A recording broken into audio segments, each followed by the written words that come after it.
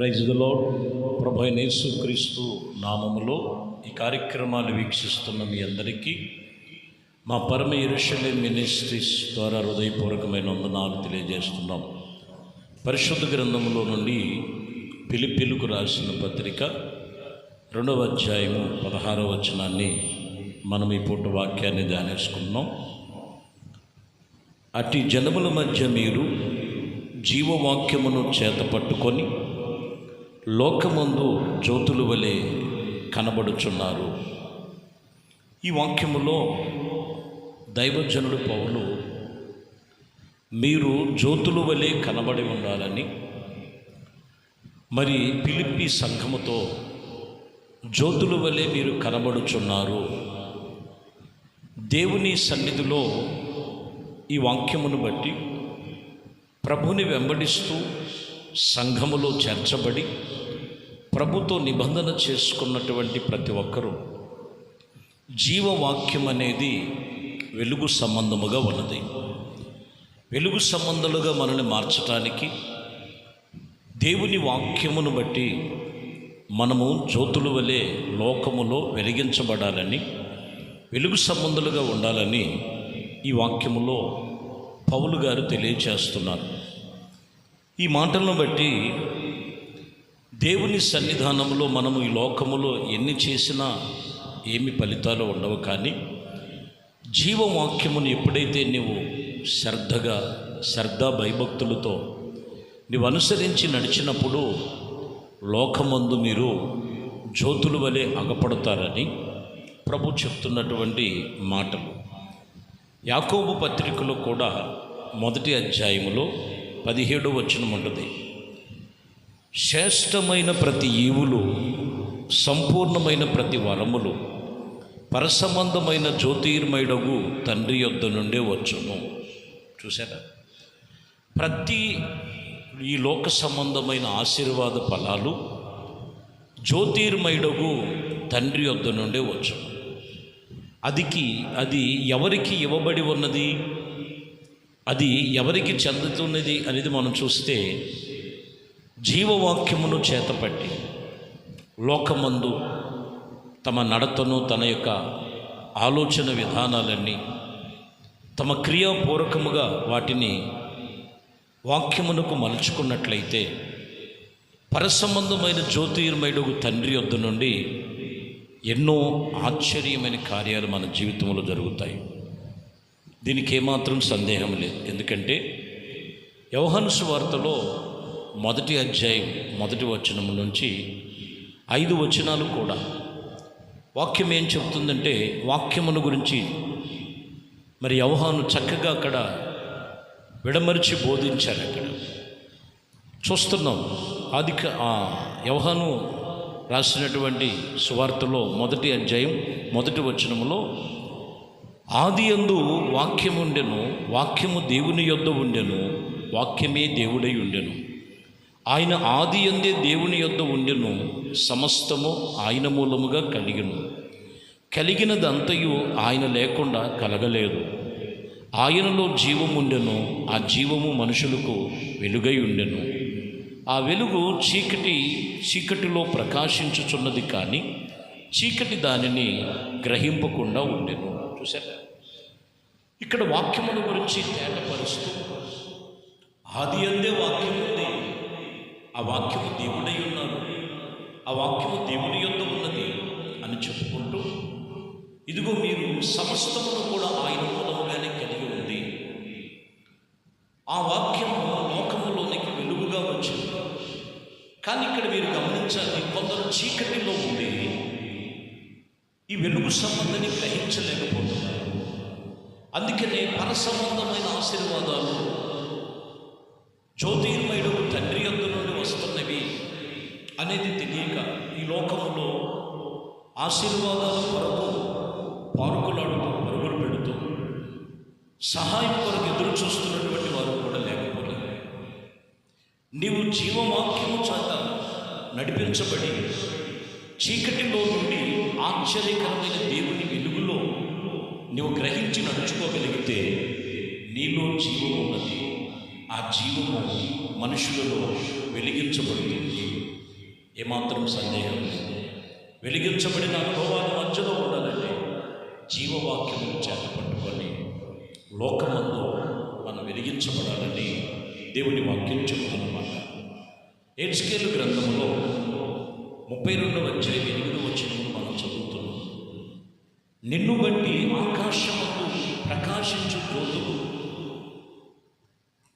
కంటెను అధికము కలుగు చేసేదనని చెబుతూ, నీ దేశము మీద గాఢాంధకారము వ్యాపించి ఉన్నది.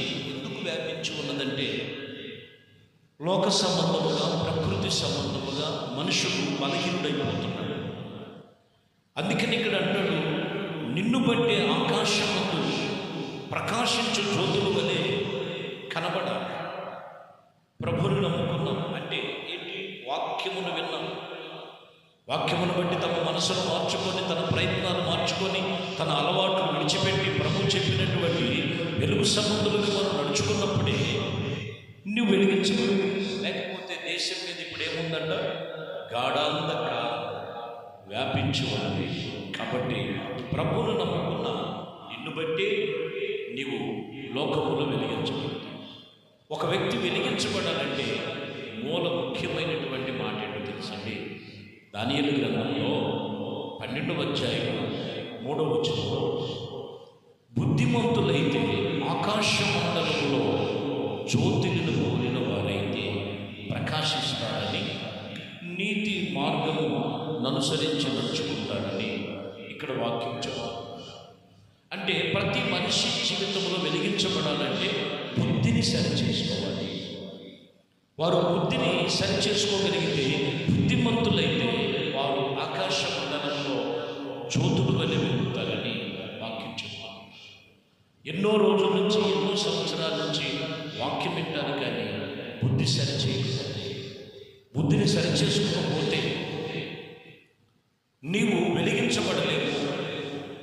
పరసంబంధమైన ఆశీర్వాదాలు పొందుకోలేవు. దీవెనకరమైనటువంటి జీవితము ప్రభువులో చూడదు. కారణం ఏంటంటే వాక్యం అనే వెలుగు దగ్గరికి వచ్చినప్పుడు నేను చీకట్లో ఉన్నాను, వెలుగులో ఉన్నాను, పాపములో ఉన్నాను, పరిశుద్ధంగా ఉన్నాను, నీతిలో ఉన్నాను, దుర్నీతిలో ఉన్నాను. ఏ స్థితిలో ఉన్నానో ఒకటి బుద్ధిని సరిచేసుకోవడానికి ఎవరైతే వారు దేవునితో అంత శ్రద్ధాభక్తి కలిగి నడుచుకుంటారో వారు ఆకాశ మండలం వలె, జ్యోతుల వలె ప్రకాశిస్తారని వాక్యం చెప్తానమాట. ఇక్కడ కూడా మీరు గమనించినట్లయితే మరొక మాటను మనం చూస్తాము. ఏమై ఉన్నది ఇక్కడ మనము రాయబడినటువంటి మాట. ప్రియమైన దేవుని బిడ్డలారా, సర్వశక్తివంతమైనటువంటి దేవుడు ఆయన కృప మనకి నిరంతరం ఉన్నట్లు ఎఫెసీయులకు రాసిన పత్రికలో 6వ అధ్యాయం 13వ వచనంలో, అందుచేత మీరు ఇదిగో ఆపదనందు వారు ఎదురు చూసినట్లుగా సమస్తమును నెరవేరినట్లు నిలవబడి ఉన్న శక్తిమంతుడకు దేవుని చూసి సర్వాంగ కవచమును మీరు ధరించబడి. ఇక్కడ కూడా చెప్తున్నారు పౌలు గారు, ఆపద పొంచి ఉంది, సమస్యలు ఎదిరించాలి, పరిస్థితులు ఏదైనప్పటికీ నువ్వు దాన్ని ఎదుర్కోవాలంటే సర్వాంగ కవచము ధరించుకొని, అక్కడ అంటారు మరి డాలు కావాలి, దట్టి కట్టుకోవాలి, నడుము కట్టుకోవాలి, చెప్పులకు జోళ్ళు వేసుకోవాలని ఒక్కొక్క దానికి ఒక్కొక్క ఉపమానముగా సంఘానికి బోధిస్తుంది. అంటే ఈ మాటలో మనం అర్థం ఏంటంటే దేవుని సన్నిధిలో నువ్వు వెలిగించబడాలి, వాటిని ఎదుర్కోవాలి, వాటిని జయించాలంటే ముందు రక్షణ అనేది అవసరం.